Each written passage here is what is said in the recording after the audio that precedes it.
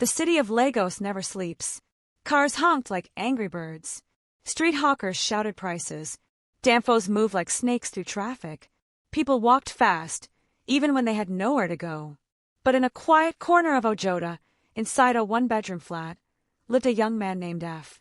F had soft eyes and a gentle voice. He worked as a junior programmer at a small tech firm. He wasn't rich, but he was proud of his work.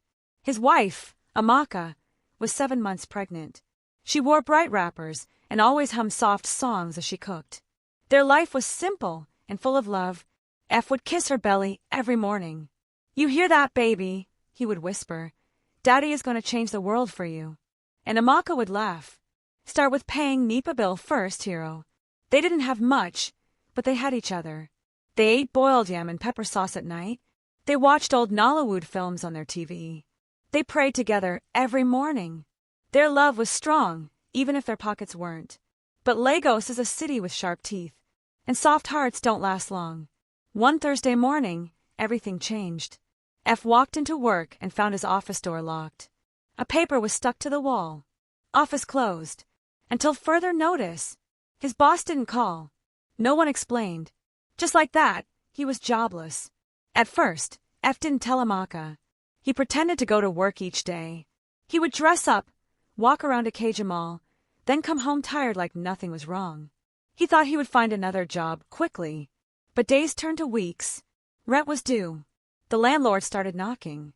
Amaka's checkups at the hospital got more expensive. NEPA disconnected their light. The gas finished. The love in the house stayed, but the laughter grew weaker. One night, as they lay in darkness, Amaka touched F's chest and whispered, "You're breathing heavy these days. What are you not telling me?" F wanted to cry, but he said, "Nothing, my love. Just tired." He wasn't just tired. He was drowning. That same week, as he sat outside Mama Ngozi's buka, eating on credit, a black Mercedes-Benz pulled up. The glass came down slowly like a movie. "F the code machine," the voice called.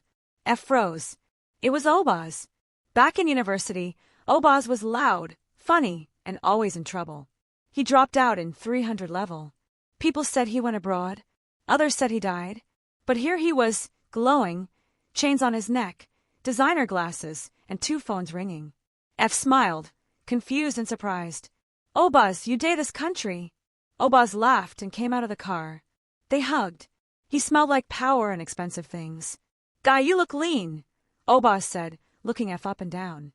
"Now woman love, or Lagos suffer." They both laughed, but F's smile was weak. "Let's catch up," Obaz said. "I'm not staying long, but come to my apartment tomorrow. Victoria Island. Real boy levels." F agreed. He had nothing else to lose. The next day, F borrowed a clean shirt from his neighbor and found his way to Victoria Island. Obaz's apartment was on the 10th floor. The living room had glass walls and marble floors. A small dog wore a gold chain. F had never seen such wealth. They talked. Obaz poured champagne. He said he was into data solutions. He said people around the world paid big money for African info. F listened quietly. Then Obaz leaned forward and said, "I know you, F. You're smart. You still code." F nodded. "I have a job. Just one. No blood. No walla. Just help me crack something. 2 hours of your time, and I pay your rent for 6 months." F hesitated. "What kind of something?" Obaz smiled. "Nothing heavy. Just a broken site. Some people forgot their password. Help me reset it." F paused. Then he thought of Amaka, of the baby growing inside her, of the dark room and empty kitchen. He thought of the NEPA bill, the landlord, and the weight on his back. He nodded. "Okay. One job." The job was easy. Too easy. It wasn't a normal password. It was a backdoor to a government health fund. F didn't ask questions. He just fixed what Obaz wanted. 2 hours later, his phone beeped. 750,000 Nigerian nairas. F dropped the phone. His hands shook. "Na mistake?" he asked. Obaz laughed. "No be mistake. You earn am." F swallowed hard. Obaz leaned in and whispered, "Lagos rewards the brave. The soft-hearted become shadows. Be wise." F left that day with 2 things: cash and confusion. He went straight to pay the landlord. Bought gas. Took Amaka to the hospital in an Uber. Bought her suya on the way back. That night, the lights were on. She danced in the kitchen while F watched her, silent. She kissed him on the cheek. You're glowing, baby. Did you get a new job? F smiled. Something like that. But deep down, he knew a door had opened. And some doors don't close once you step in. The next day, Obaz called again. Another small job, he said. F said no. But 2 days later, the fridge was empty again. Amaka's test came back. She needed extra medication. He called back. Just this one, F said. Obaz laughed. Nah, so day start. The jobs continued. Week after week. They moved from site cracks to cloned apps. From dummy accounts to bank tunnels. F stopped asking questions. He just did his part. And the money kept coming. He bought a car. He changed Amaka's hospital to a private one. He fixed the bathroom pipe that had been leaking for months. But something else also changed. At night, he would sit alone, staring at the wall. The room was quiet, but his mind was loud. He no longer told Amaka everything. He smiled, but it didn't always reach his eyes. And still, the jobs kept coming. One evening, after dinner, Amaka touched his hand gently. Your eyes are different, she said. They don't rest anymore. F looked at her belly, now round and full. He held her hand and whispered, I'm just doing everything I can to give this baby the world. Amaka nodded. Just promise me one thing. Anything. Don't lose yourself trying to win. F didn't answer, because deep inside, he wasn't sure if he had already lost himself. That night, Obaz called again. This one is big, he said. Big money. Real power. You ready? F didn't reply immediately. He looked at his sleeping wife. The baby moved inside her. The room was warm. The air smelled like love. He stepped outside. Then he said quietly into the phone, send me the file. And just like that, the monkey began to climb. Legos smelled sweeter when you had money. The air seemed cleaner. The traffic sounded like music. And the same police officer who used to shout at F now saluted him at checkpoints. F had changed. He now wore fresh clothes every day. He bought a new phone. He moved Amaka to a better hospital. He paid for her mother's trip to Lagos. He even gave offerings in church, smiling as the pastor shouted, The Lord will bless the hands I give. But he didn't say where the money came from. He couldn't. Obaz kept the jobs flowing. They weren't just breaking passwords anymore. They were building fake websites, tricking rich people to donate, and hacking small government grants meant for real people. F learned fast. He created codes that opened secret pages. He made fake customer service emails that looked real. He even learned how to wipe footprints from systems. Every job made him richer and emptier. But with every naira he earned, something inside him died slowly. He stopped going to church. He started missing dinners. Amaka gave birth to a healthy baby boy, Zimaif, meaning my life stands. F cried like a child. He promised to change, to stop, to walk away and start fresh. But 1 week later, the money ran low again. He called Obaz. You promised that last one was final, F said. Obaz laughed. Brother, you know say Lagos no day slow. This job na international. Real crypto. Not one-time code, and you go cash out in dollars. F closed his eyes. The baby's tiny cry echoed in the background. The room smelled of baby powder and hot akamu. He said yes. That job brought in over $9,000. F changed. He upgraded his car, bought a generator, started investing in land. He began using words like assets, portfolio, and diversification. He even opened a business account under a fake name. He didn't tell Amaka, and Amaka stopped asking. She had noticed the change. One evening, as F scrolled through his phone, Amaka stood at the doorway holding baby Zimaif. You don't smile when you hold him, she said. I'm thinking about tomorrow, F replied. Think about today first. He's only a baby once. F nodded, but his mind was already on the next job. Somewhere in Ikoyi, Modern known as MO, stood in front of a whiteboard covered with strings and pins. She had dark eyes, sharp lips, and pain hiding in her chest. Her family had died in a crash, husband and daughter, on their way to the airport. The car was registered to a man linked to online fraud. Since then, she lived only for one thing, justice. She had followed a string of strange money movements, from Nigeria to Ghana, then to the UK, all traced back to a mystery group nicknamed the Syndicate. Every time she got close, they vanished. But this time, she had a new trail, a pattern, a small signature left in a code string on a cloned investment site. The signature read, F_0X. Emma sat back and whispered to herself, "Who are you, F?" Meanwhile, Obaz was rising like smoke. He wore diamonds on his teeth. He opened clubs and lounges. He flew to Dubai every 2 weeks. Everyone called him the new ghost because he was everywhere and nowhere. But he was greedy. He wanted more. There was an old man in Lagos called Teacher. No one saw him, but everyone feared him. He didn't use phones. He didn't go out in the day. He ran the oldest, deepest fraud line in Nigeria. Obaz wanted to take his place. "His time is up," he told F one night. "It's our city now." F felt cold. "But he has people," F said. "Real power." Obaz smiled. "So do we." Most File now had a name. F. She traced his old workplace, found out about the shutdown, talked to his former boss, even visited his neighborhood. Everyone said the same thing. F? Quiet guy. Good man. No wala. But the money trail didn't lie.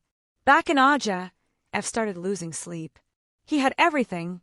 Cars, clothes, a smart TV, even a nanny for the baby. But he was never truly home. He stared at his ceiling at night, wondering who he had become. His heart beat fast when his phone rang. His body jumped at the sound of sirens. He started drinking. Then the war began. One night, during a birthday party at a rooftop club, someone threw a small black box into the crowd. Boom. Smoke. Screams. Fire. One of F's friends, Chinedu, a hacker who always wore red caps, died on the spot. Obaz was angry. "Teacher sent a message," he said. "F wanted out." "This is not coding anymore," he shouted. "People are dying." Obaz laughed. "You knew what this was from day one." "No. I just wanted to help my family. And now your family depends on blood money." Emma watched the explosion on TV. Her heart beat fast. "This is it," she whispered. "They're breaking." F went home that night smelling of smoke and blood. Amaka sat on the floor feeding Zimaif mashed bananas. She looked up and saw him shaking. "You've never looked this afraid," she said softly. "I need to travel for a while," F replied. "Where?" "Abuja. Work." Amaka didn't speak. She knew the man she married was still inside this one, but he was buried too deep now. F packed his things. He stared at the baby for a long time. Then he whispered, "Forgive me." He left.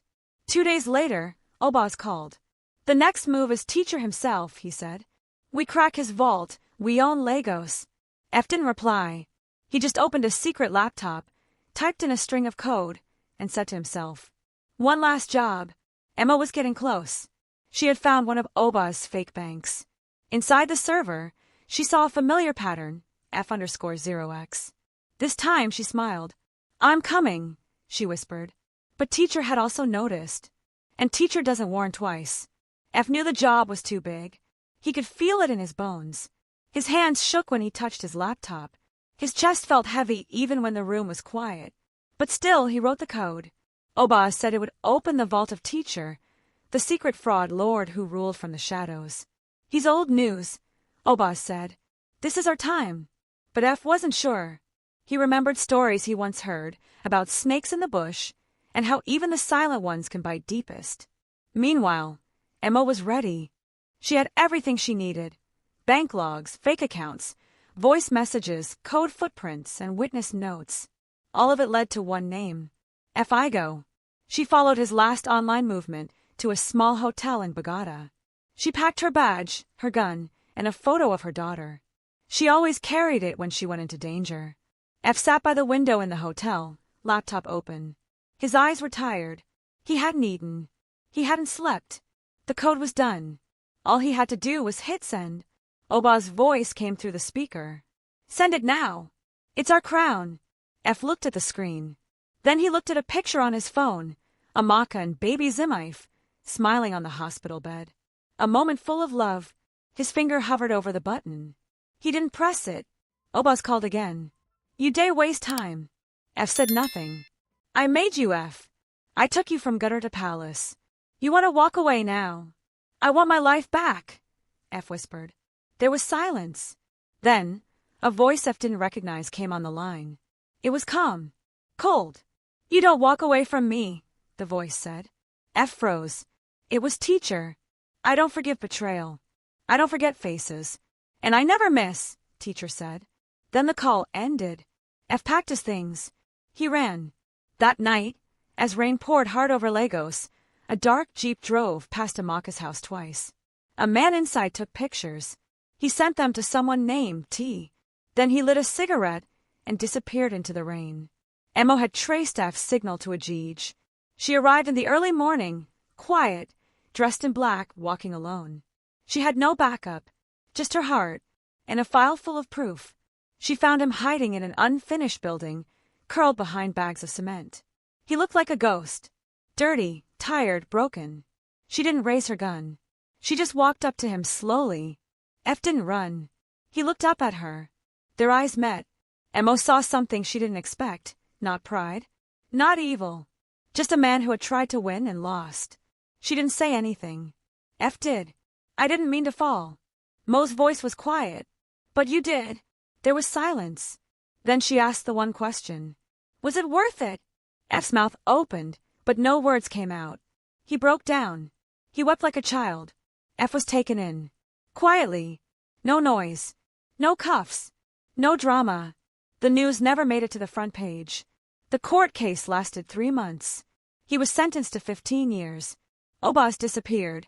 No one could find him. But in a club in Ghana, someone claimed they saw him, wearing a cap low, dancing with 2 phones in his pocket. Teacher went silent. The attack stopped. The war ended. But the city remembered. Amaka visited once. She came with baby Zimaif. She didn't speak much, just looked at F through the glass window. F smiled, but she didn't smile back. Her eyes were heavy. Before she left, she said one thing. Your son will hear your name, but not your story.